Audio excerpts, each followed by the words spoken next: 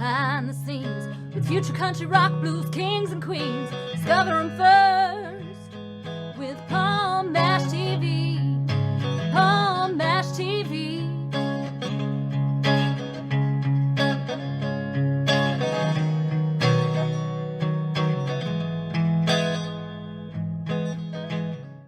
Well, hello there. It's Paul Mash TV time again. Thank you so much for joining us. We got a great interview coming up for you in just a moment. But before we begin, there's that subscribe button and the bell down there. So if you haven't had a chance to do that yet, click both of those.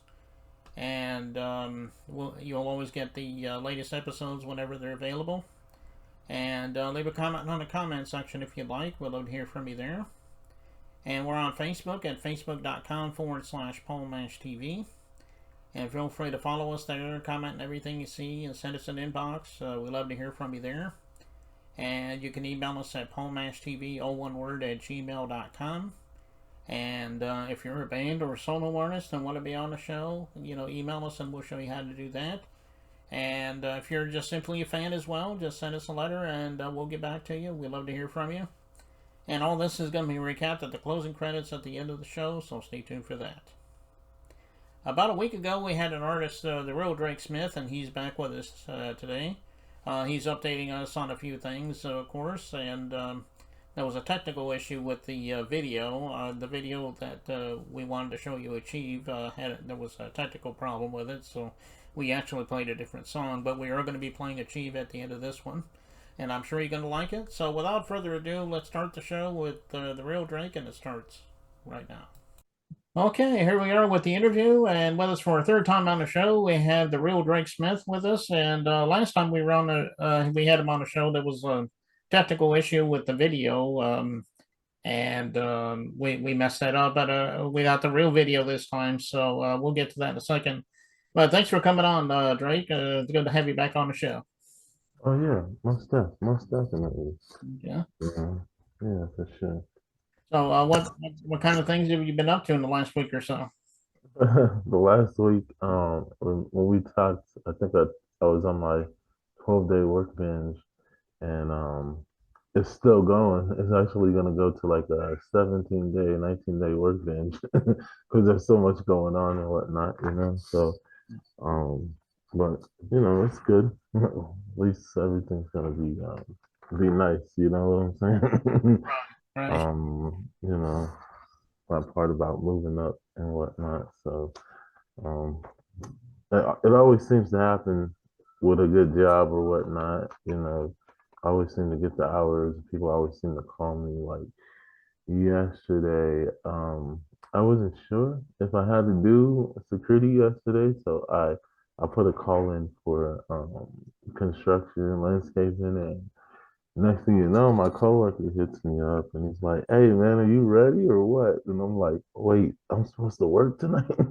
So I ended up working security, and then I got off, and then I went and did some construction, and then from construction, I think I got like maybe like 3 hours of sleep, 4 hours of sleep, and then I went and did more security.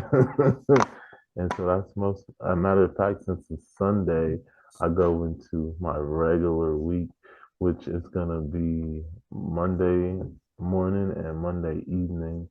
And then when Tuesday comes around, I have to do a board meeting at the board, building, the court buildings and all of the city buildings and all of that stuff. So yeah, it's gonna be pretty interesting. We're doing like 3 shifts on Tuesday, and then the rest of the week is gonna be two all the way to the end. And I also found out my coworker that's on vacation is mostly on medical leave, and so he's got to get pins taken out of his foot.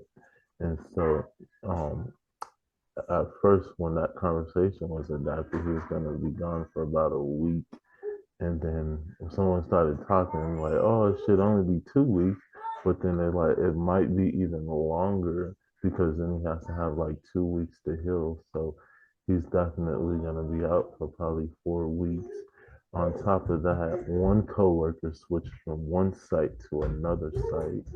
And two other coworkers quit the company and whatnot, and so I was told at the site that I'm at in Shasta Lake City that there's gonna be a female coming. I'm like, maybe it's one of the girls that I recommended because I recommended about 12 or 13 people to the company. One of the homeboys got in, and we're waiting for one of the other homeboys to get in. The process is taking a while, probably because they're running this record from like New York to here or whatnot, and it took him about like 4 months to run my stuff, but his should be a lot shorter, hopefully.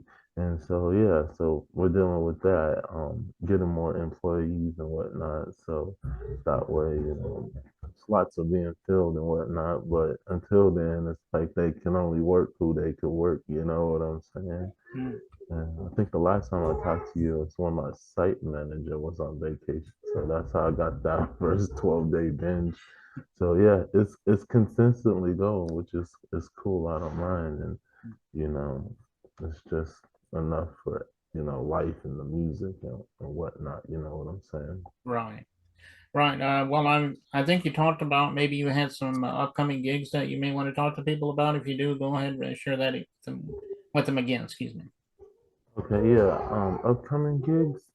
Actually, I was just talking to a longtime friend earlier who wasn't really sure that we was in the industry, in the music and stuff, which is crazy. It's like for years I worked with Rival McFly, High Society Records, and homeboy Isaac Martinez. They also have Acroman on like 2 tracks, and it's so funny that I ran into Isaac at the skate park and whatnot. So like the whole thing coming in the future and whatnot.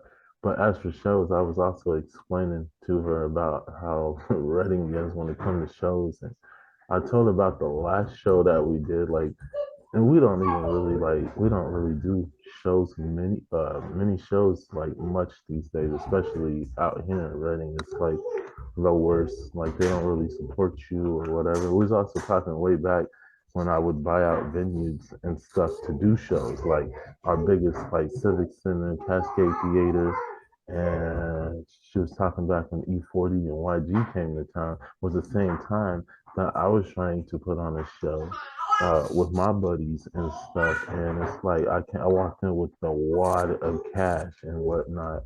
And at first the issue was like, oh, we can't take cash, so we have to have a cashier check. So then I went to the bank, got a cashier check, and then like all the fees that came along with it, like you have to pay for their security for a certain amount of time within a certain amount of day.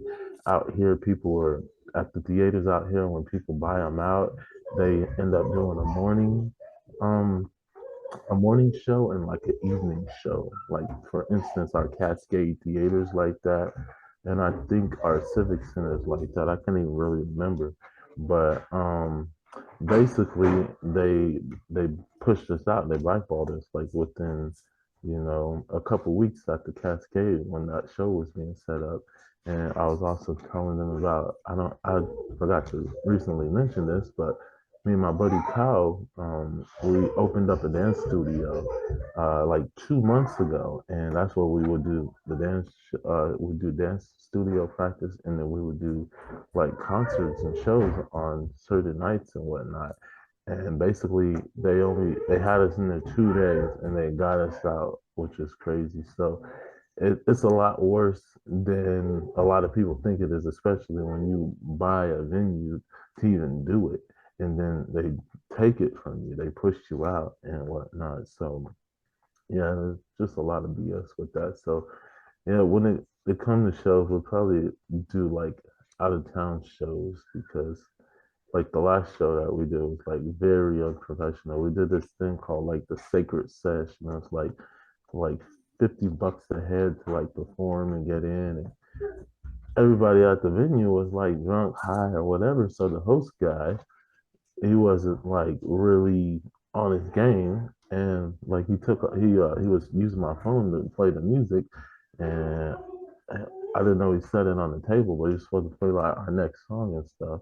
Cause like there's some guys that like performed before us, and they did like 3 or 4 tracks, and then like after that it was us, and then we did one song, and then they like moved us out the way to like show a bunch of girls dance and all this other stuff.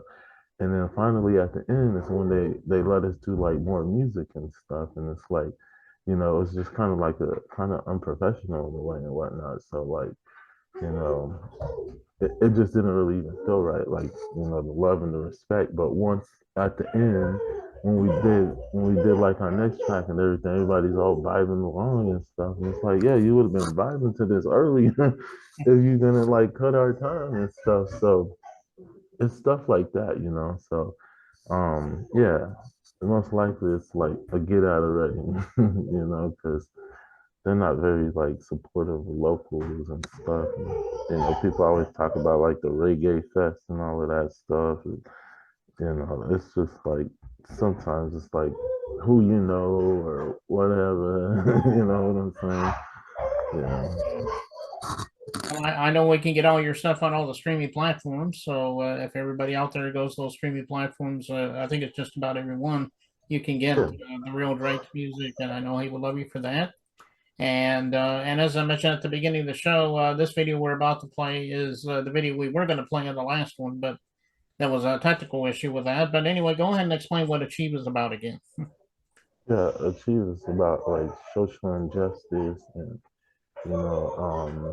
racial, like police brutality or just, discrimination in general. Because I've been in the places where, I go to like the organic store and they like discriminate against me in my uniform and stuff. So, it's more about that type of stuff and, like racism and then like where we at in like history and hip hop in general.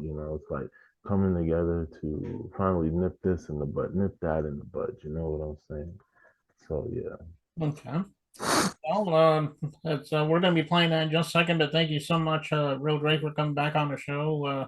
Maybe one of these days, if you got something new to plug, we'll have you back on. So we'll be looking forward to that. Oh yeah, most stuff sounds good. Okay, and here it is, Achieved by the Real Drake Smith, and it hurts right now. Oh, here I come, spite of the numb, by playing drums, stay ready, my kingdom comes, it's where I'm from, so here I come, oh, here I come. Draketopia, they don't know me, bruh.